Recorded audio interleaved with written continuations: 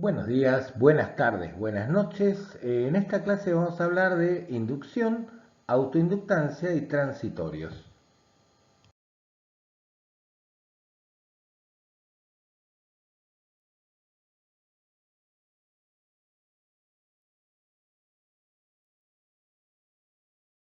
En clases anteriores vimos cómo calcular el campo magnético de un solenoide.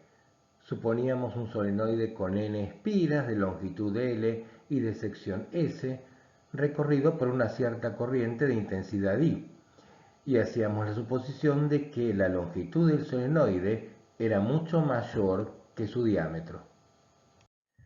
Aplicando estas suposiciones vimos que el campo magnético lo podíamos calcular por ampere y nos daba como resultado μ0 por el número de espiras por la corriente sobre la longitud, o lo que es lo mismo, μ0 por la densidad de espiras por la corriente.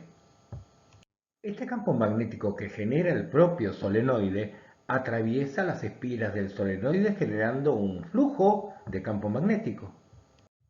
Este flujo se denomina flujo propio y es fácil de calcular porque dijimos que el campo magnético dentro del solenoide era uniforme, o sea que el flujo va a ser simplemente el campo magnético por la superficie.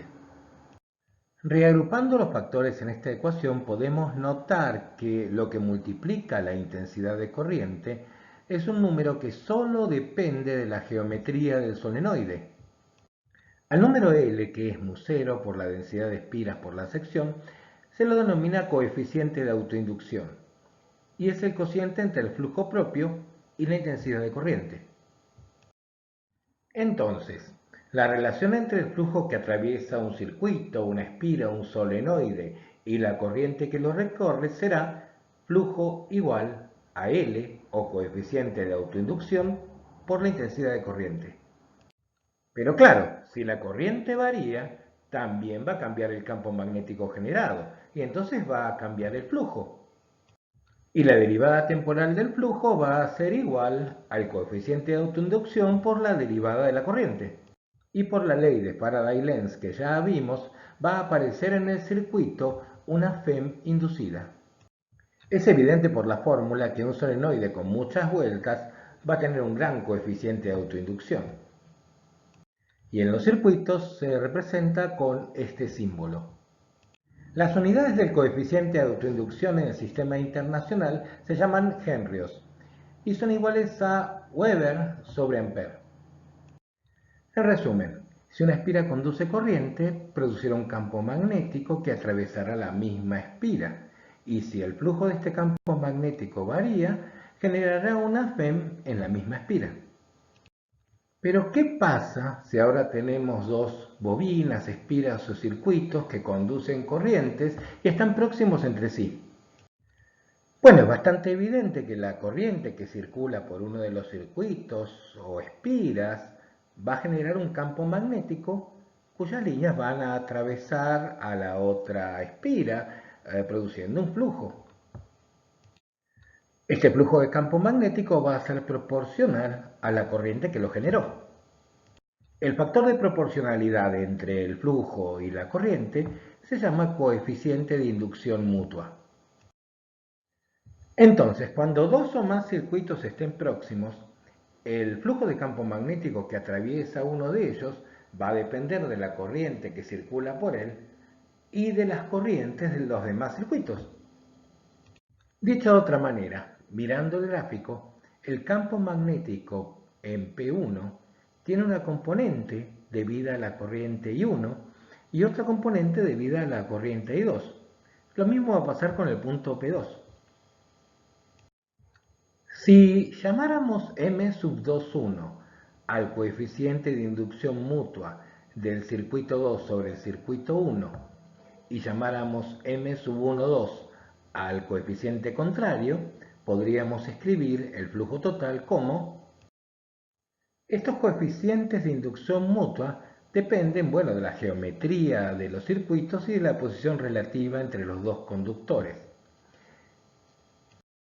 Y claro, si las corrientes cambian con el tiempo, aplicando la ley de Faraday obtendremos FEM tanto en el circuito 1 como en el circuito 2.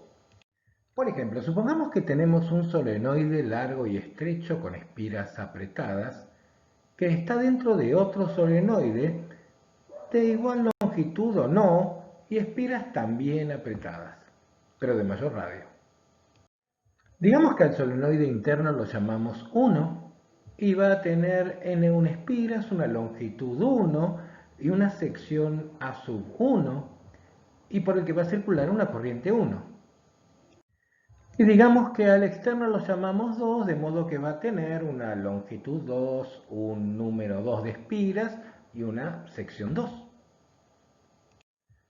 Para calcular la inducción entre los dos conductores basta con suponer que por uno de ellos circula una corriente I y calcular el flujo del campo magnético a través del otro.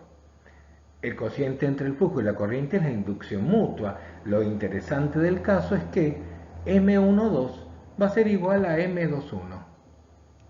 Entonces, digamos que el campo magnético producido por la bobina 1 es igual a mu0 por N1 por I1 sobre L1, como ya vimos.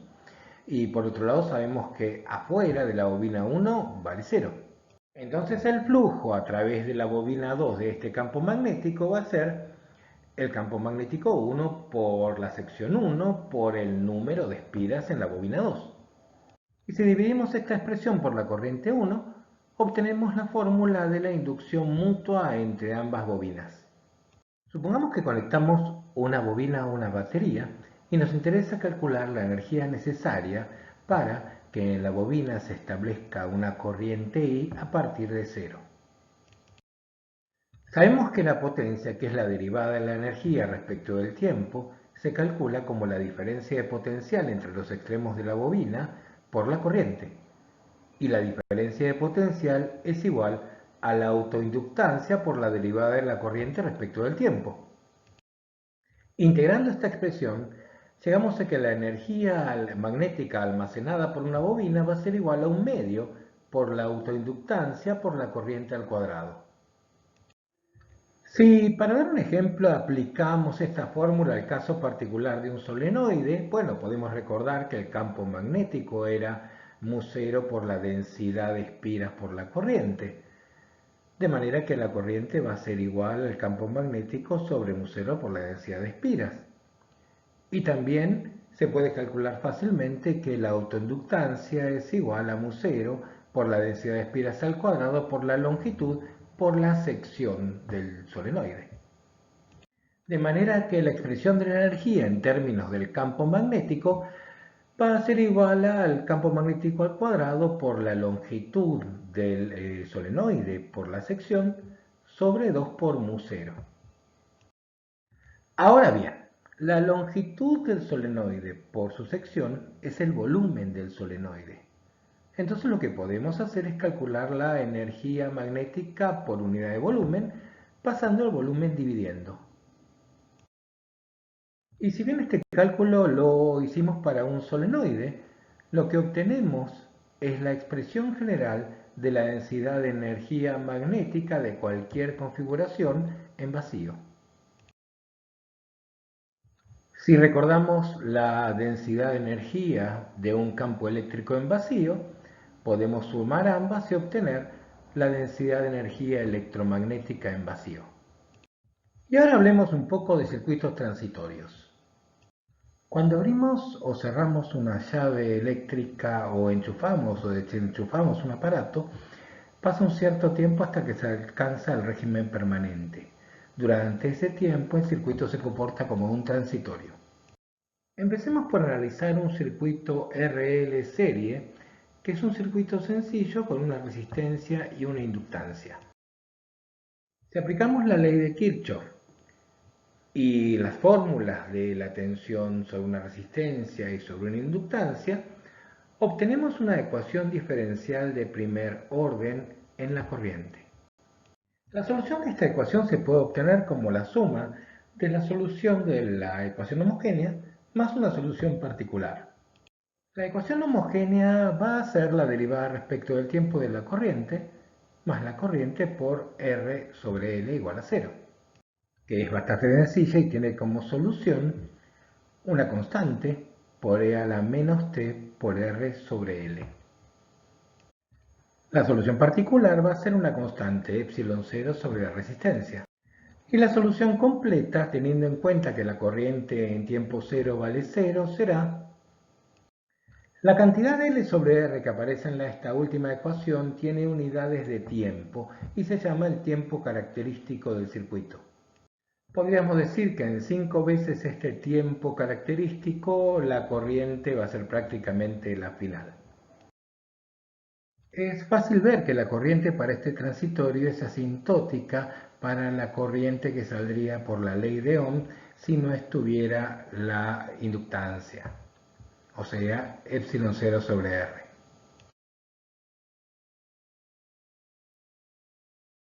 Otro circuito transitorio interesante es el circuito RC, que es simplemente un circuito con una resistencia y un capacitor en serie. Si recordamos que la diferencia de potencial sobre un capacitor es la carga sobre la capacidad, aplicando la ley de Kirchhoff, la suma de las tensiones será... Y claro, la corriente es la derivada de la carga respecto del tiempo, obteniendo una ecuación diferencial de primer orden en la carga del capacitor, bastante similar a la de la inductancia. Igual que con el circuito RL, la solución, que ahora va a ser carga, se puede escribir como la suma de una solución homogénea y una solución particular. La ecuación homogénea es prácticamente igual que la del circuito RL y la solución también es muy similar. Y la solución particular también será una constante que es la tensión de la batería por la capacidad. La solución general, teniendo en cuenta que la carga en cero vale 0, va a ser prácticamente idéntica a la del circuito RL. Va a tender a un valor asintótico que es el valor de la batería por la capacidad cuando el tiempo tiende a infinito. Y también tiene un tiempo característico que es R por C. Para 5 veces R por C aproximadamente, el capacitor va a estar completamente cargado. Es interesante observar qué pasa con la corriente en el circuito. Sabemos que la corriente es la derivada de la carga respecto del tiempo. De modo que la corriente resulta ser... Es interesante observar que para tiempo inicial, para t igual a 0, la corriente es la corriente óhmica, valor de la batería sobre la resistencia. Dicho de otro modo, el capacitor se comporta como un cable cuando está descargado. En cambio, para t tendiendo a infinito, la corriente tiende a 0. Es decir que el capacitor cargado se comporta como un cable cortado. Con esto vamos a terminar nuestro análisis del circuito RL y del circuito RC.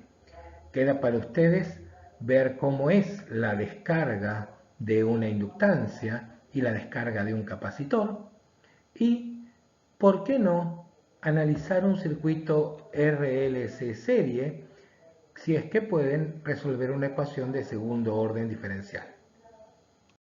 Y con esto terminamos la clase y nos veremos la próxima.